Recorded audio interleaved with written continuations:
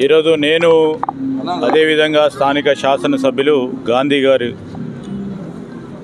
మరి ప్రత్యేకంగా ఈ ప్రాంతవాసులందరికీ కూడా ఒక మంచి బ్యాడ్మింటన్ క్రీడా ప్రాంగణాన్ని ప్రారంభం చేసే కార్యక్రమ భాగంలో మరి దీన్ని మొదలు పెడతా ఉన్న జయంతి గారు వారి మిత్రులందరూ పెద్ద ఎత్తున అన్ని అంగుళాలతో ఈ ఎస్ఎల్వి ప్రో బ్యాడ్మింటన్ అకాడమీ ప్రారంభోత్సవం చేయడం జరిగింది. ఈ సందర్భంలో ఈ ప్రాంతానికి సంబంధించి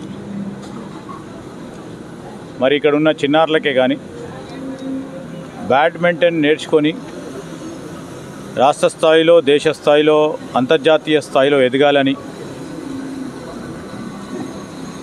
ఒక ఆలోచన చేస్తే బ్యాడ్మింటన్ ఆడాలి, సాయంకాలం పూటనో లేకుంటే పొద్దున్నో మరి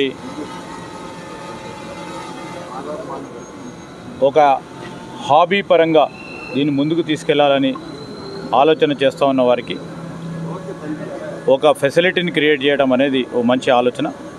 ఈ క్రమంలో మేము ఆశిస్తూ ఉన్నాం మరి ఈ ఎస్ఎల్వి ప్రో బ్యాడ్మింటన్ అకాడమీకి సంబంధించి రేపు రాబోయే కాలంలో ఇక్కడి నుంచే దేశానికి, రాష్ట్రానికి, ప్రపంచ స్థాయిలో ఎదిగే క్రీడాకారులను ఈ వీరి ట్రైనింగ్ ద్వారా మరి ముందుకు తీసుకెళ్లే ప్రయత్నం చేస్తారని, వీరికి అన్ని విధాలా ఈరోజు మా రాష్ట్ర ప్రభుత్వం తరఫున కానీ, ఇక్కడున్న మా శాసనసభ్యులు గాంధీ గారే కానీ, ఇక్కడున్న మా మిత్రులందరి సహకారం తప్పకుండా పూర్తి స్థాయిలో ఉంటుందని తెలియజేస్తూ, నిన్ననే మేము మొట్టమొదటిసారి తెలంగాణ రాష్ట్రం ఏర్పడ్డ తర్వాత మొట్టమొదటిసారిగా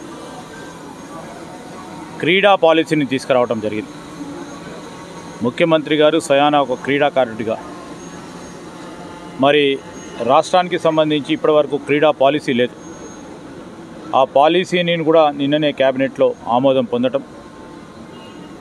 దీని ముఖ్య ఉద్దేశం క్రీడలను ప్రోత్సాహం చేయాలి క్షేత్రస్థాయి నుంచి. మరి అదేవిధంగా చిన్ననాటి నుంచి కూడా క్రీడలను పూర్తి స్థాయిలో ప్రోత్సాహం చేయాలి. తద్వారా రాబోయే కాలంలో 140 కోట్ల జనాభాకు సంబంధించి ఒలింపిక్స్లో మెడల్ సాధించాలి. అదేవిధంగా వివిధ క్రీడల పట్ల అనేక కాంపిటీషన్స్లో కూడా మన తెలంగాణ క్రీడాకారులు మెడల్ సాధించాలి. మన తెలంగాణకు వన్నె తెచ్చే విధంగా ఈ పాలసీని రూపొందించడం జరిగింది.